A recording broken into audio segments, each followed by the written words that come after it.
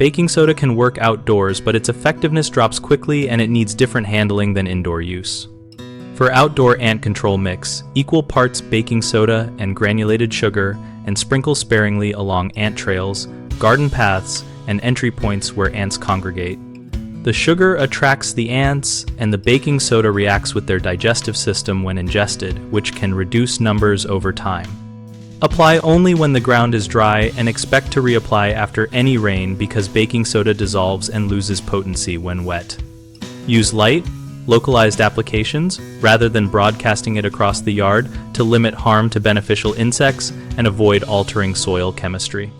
Combine this tactic with non-chemical exclusion steps such as sealing cracks, trimming vegetation away from foundations, and removing food debris so attractive resources are reduced. For persistent colonies, locate and treat nest sites directly or use bait stations with professional baits if the baking soda mix proves inadequate. The most common issue is rain or irrigation washing the baking soda away, which makes it ineffective, so you need to monitor weather and reapply after drying. A second frequent problem is overuse, which can raise soil alkalinity and stress plants, so apply only in narrow bands and avoid garden beds or newly planted areas. A third concern is that baking soda often acts too slowly for homeowners who see many foraging ants at once.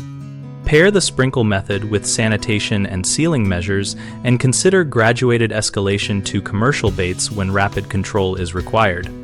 BigHomeProjects.com helps homeowners locate and compare local contractors for pest exclusion and repair work related to ant infestations, and also helps contractors find nearby projects that match their skills.